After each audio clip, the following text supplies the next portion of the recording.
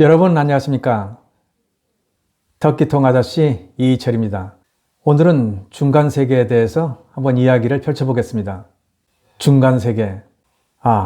중간세계가 어디냐고요? 동양도 아니고 서양도 아닌 그 가운데 있는 세계. 그것이 바로 중간세계인데요. 이 중간세계라는 말은 미국인 타밈 안사리라는 작가가 사용했던 말입니다. 그는 아프가니스탄 출생 미국인인데요. 무슬림인의 눈으로 이 동양도 아니고 서양도 아닌 중간세계의 역사를 조명해보려 했던 사람입니다.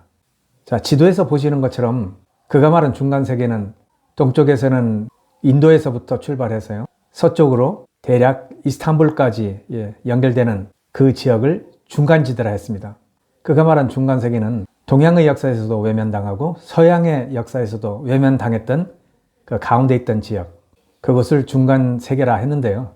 우리가 지금까지 동양 역사의 그 구심점은 우리가 중국이었고요. 서양 문화의 구심점은 유럽이었는데 역사가들은 세계를 동양과 서양으로만 구분해 왔습니다. 그런데 가만히 들여다보면 동양의 역사에서도 잘 포함되지 않고 서양의 역사에서도 잘 포함되지 않는 지역이 있었다, 이렇게 보는 것입니다. 자, 그렇다면 중간지대에는 어떤 지역이 있었을까요? 자, 여기 보니까 중동이 있고요. 아라비아 반도, 아나톨리아 반도가 있었고요. 그리고 고대 역사의 고향이라고 하는 메소포타미아와 이집트가 이곳에 포함되어 있습니다. 중동, 아라비아 반도, 아나톨리아 반도, 메소포타미아와 이집트, 이곳을 다 합치면 고대 인류 문명사로부터 중세 근대에 이르기까지 어느 하나 중요하지 않았던 곳이 없는 지역이 바로 이 지역이었습니다. 중간세계, 중간지대. 사실 이 중간지대의 큰 지역을 차지하고 있는 부분은 오늘날 우리가 얘기하는 중동인데요. 미들이스트. 이 중동이라는 말은 제2차 세계대전 이후에 이제 특히 영국인들에 의해서 이제 쓰여지기 시작해서 지금까지 저희들이 쓰고 있는데요. 사실 그 당시 그 영국인들은 그 아시아 지역을 자기네들 위치에서 볼 때 가까운 곳은 근동, 가운데 있다고 해서 중동, 그리고 한국이나 일본처럼 멀리 있다 해서 극동, 이렇게 표현을 했는데요.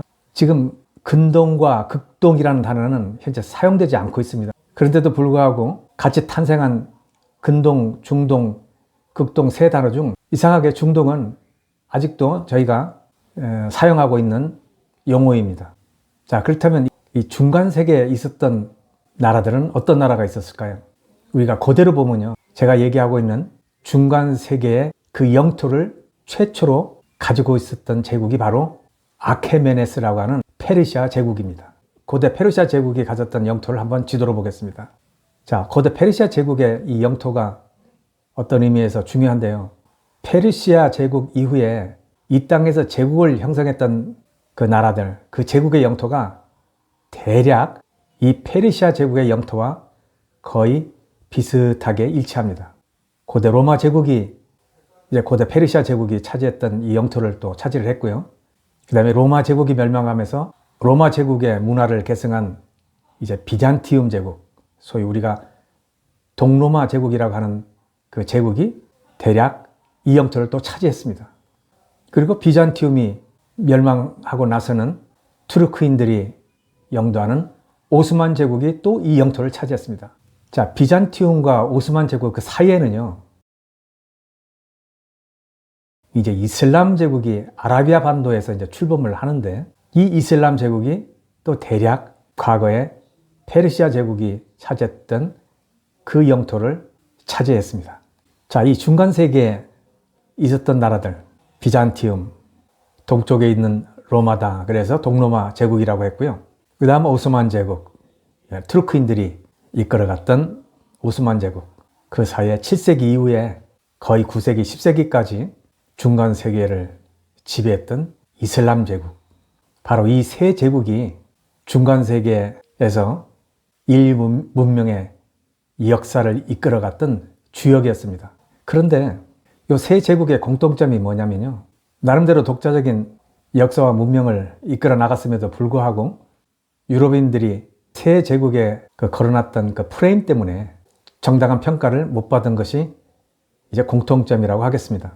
먼저 비잔티움만 보면요, 비잔티움은 대략 330년부터 1453년까지 약 1000년을 이룬 이제 중세 시대의 기독교 국가의 아주 대표적인 제국이었음에도 불구하고 유럽인들은 암흑의 세계였다라는 이런 프레임을 걸어서 이 비잔티움 제국의 그 역사와 문화가 제대로 평가받지 못하게 했습니다. 자, 왜 그러냐면요. 중세는 종교의 시대입니다. 종교. 기독교의 시대였습니다. 사람들은 인간이 가지는 어떤 가치보다는 오직 신의 명령에 의해서, 신의 계시에 의해서 이렇게 살아가는 그런 종교적인 삶을 1000년간 이어왔습니다. 중세가 기독교의 세계였다면 그 나름대로 의미가 있었겠습니다만은 유럽에서 르네상스라는 그런 운동이 생기면서 중세의 문명은 완전히 암흑기 시대로 이렇게 평가를 받게 된 겁니다. 알기 쉽게 이야기하면 이렇습니다. 중세는 인간의 생각이나 나의 창조성을 머릿속에 생각하면 그것이 죄악이 되는 시대가 바로 중세였습니다. 그런데 르네상스라는 이제 그런 문예 풍조가 일어나면서 이제 사람의 생각이 중요하게 드러나게 된 거죠. 그래서 인본주의라고 그러죠. 사람의 생각을 중요시하는, 창작을 중요시하는 그런 시대가 되었습니다. 그러다 보니까 비잔티움 제국이 이끌었던 그 1000년의 역사가 인본주의를 강조했던 르네상스에 의해서 완전히 빛을 잃게 되었던 겁니다. 이것이 비잔티움이었습니다. 그 다음에 오스만 제국은 또 어떻습니까? 오스만 제국은 약 600년 이제 지속된 나라인데요. 제국이었는데 이건 투르크인들이 역사를 주도했던 그런 나라입니다. 투르크인들이 이 중동을 지배한 역사는 사실 오스만 제국보다 조금 먼저 있었던 셀추크 제국이라는 나라가 처음으로 중동을 지배했습니다. 여러분, 지금 제가 중동이라 하지만 그 당시 중동은 정말 문명의 보고였습니다. 거기에는 이미 페르시아 문명이 찬란한 뿌리를 내리고 있었는데요. 중앙아시아에서 유목민이었던 이제 투르크인들이 이 중동으로 내려와서 이제 페르시아인들이 쌓아놓았던 그런 문화를 이제 흡수하게 되는 겁니다. 자, 이제 투르크인들이 이 지역을 차지하면서 오스만 제국은 바로 누구하고 그 국경을 같이 하냐면 이제 유럽하고 국경을 같이 하게 되었습니다. 14세기, 15세기, 16세기는 유럽에서 오스만 제국을 능가할 나라가 사실상 없었습니다. 그렇다면 투르크인들이 이끌었던 이 오스만 제국은 세계 최강 제국이었다 해도 과언이 아니었습니다.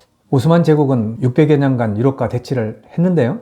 그래서 유럽인들은 늘상 유럽을 침범하고 공격했던 투르크인들에 대해서 프레임을 씌우기 시작했습니다. 야만인들이다, 난폭하다, 무자비하다. 그래서 오스만 제국에 대한 역사를 자세히 설명해 주지 않았습니다. 자, 이제는 이슬람 제국인데요. 이슬람 제국은 비잔티움과 오스만 제국 그 사이에 이제 아라비아 반도에서 탄생을 하는데요. 622년이죠. 그런데 이 이슬람 제국이 짧은 시간에 부상해서 정말 대제국을 이룹니다. 이름하여 이슬람 제국. 여기는 정통 칼리프 시대라는 역사도 있었고, 뒤이어서 우마야 왕국, 그 다음에 아바스 왕국으로 이어지는 그 이슬람 제국의 역사가 이렇게 생겼는데요. 이슬람 제국은 이 중간 세계에서 기독교 제국과 이렇게 이웃하면서 늘 충돌만 했던 건 아닙니다. 여기에는 아주 우호적인 그런 교류가 있었던 것도 사실입니다. 그런데 유럽인들은 이슬람 제국에 한 손엔 칼, 다른 한 손엔 쿠란이라는 프레임을 씌워서 이슬람 제국의 역사와 문화를 제대로 평가해 주지 않았습니다. 지금이야 비잔티움 제국, 오스만 제국, 이슬람 제국에 대해서 이제 정당한 평가를 하려고 하는 많은 역사 연구물들이 이제 쏟아져 나오고 있는데요. 자, 그러다 보니까 이들 세계를 통해서 이제 동서양 역사와 문화가 점차 화려해지기 시작했습니다. 다시 말하면 이제까지는 단편적으로 보았던 역사들이 이렇게 평면에 놓고 서로 연결을 하니까 재미있는 역사가 또 펼쳐지는 것입니다. 우리가 보통 중세다, 근대다 이렇게 얘기하지 않습니까? 근데 이것은 유럽인들이 로마 제국의 멸망을 기준으로 해서 이렇게 설정해 놓은 말입니다. 먼저 중세는요, 서기 476년에 이제 로마 제국이 망하니까 유럽인들로 볼 때 로마 제국이 망한 건 엄청난 사건이었겠죠. 아, 로마 제국이 망했구나. 5세기를 이제 중세다, 중세가 왔다 이렇게 생각을 한 겁니다. 말하자면 로마 제국의 그 역사의 한 단락이 이제 끝났다고 본 거죠. 이제 고대 역사가 끝나고 이제 중세가 시작되는데 그 중세 시작을 이제 비잔티움 제국이 한다 이렇게 본 겁니다. 자, 그래서 비잔티움 제국이 한 1000년간 나라를 이끌어 가는데요. 자, 때는 1453년 투르크인들에 의해서 비잔티움의 수도 콘스탄티노플이 정복이 됩니다. 이 콘스탄티노플이 정복이 되면서 천년의 비잔티움 제국이 멸망을 하게 된 겁니다. 아, 동로마 제국이 멸망했구나. 로마 제국의 또 한 시대가 마감을 하는구나. 그래서 중세가 끝났다. 이렇게 판단을 하고요. 그때부터 다시 이제 근대다. 이렇게 얘기를 했습니다. 아, 그러니까 중세는 대략 5세기부터 시작해서 15세기까지 약 10세기 동안 사실상 이제 비잔티움 제국이 중세 문화를 이끌어 갔고요. 자, 이어서 거의 같은 자리에 이제 투르크인들의 오스만 제국이 15세기서부터 20세기 초까지 중간 세계에서 제국을 이끌어 나갔습니다. 중세 기독교 세계의 대표 제국 비잔티움 제국과 투르크인들의 그 오스만 제국의 그 공통점은요. 이 두 제국이 오늘날 튀르키예에 있는 이스탄불을 수도로 한 것이 공통점이죠. 제가 중간 세계에 있는 그 세 제국, 비잔티움 제국, 오스만 제국, 이슬람 제국에 대해서 간략히 설명을 드렸습니다만 여기에 아나톨리아 반도의 역사도 우리가 고대 문명의 그 탄생지라고 할 수 있는 이집트나 메소포타미아 지역에 못지않은 그런 고대 문명의 역사적 정보가 넘쳐나는 곳이 사실은 아나톨리아 반도입니다.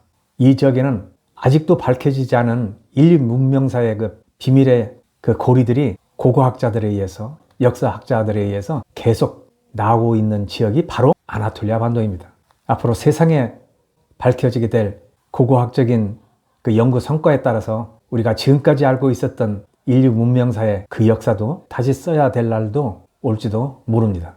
자, 오늘은 동양도 아닌 서양도 아닌 중간 세계, 그 중간 세계가 어디 있는지, 또 그리고 중간 세계를 지배했던 제국들은 어떤 것들이 있었는지, 그리고 그들은 왜 한동안 정당한 평가를 받지 못했는지에 대해서 설명을 드렸습니다. 그런데 이 중간 세계는요, 직접적이든 간접적이든 투르크인들의 역사를 빼놓고는 또 설명이 안 되는 곳이 바로 중간 세계입니다. 아까 잠깐 설명드렸던 중동 지역의 첫 주인은 페르시아인들이었습니다. 즉 이란인들이었습니다. 그리고 두 번째 주인은 아랍인들이었습니다. 자, 그리고 마지막 세 번째 주인이 바로 투르크인들이었습니다. 역사적으로 이 중간 세계의 이제 그 주인이 이런 흐름을 통해서 변화가 됐는데, 앞으로 제 방송은 이제 베이스 캠프를 이 아나톨리아 반도로 하고요. 우리 인류 문명사 역사와 관계된 그 이야기를 풀어보도록 하겠습니다. 자, 오늘 방송은 여기까지입니다. 시청해주신 여러분 고맙습니다.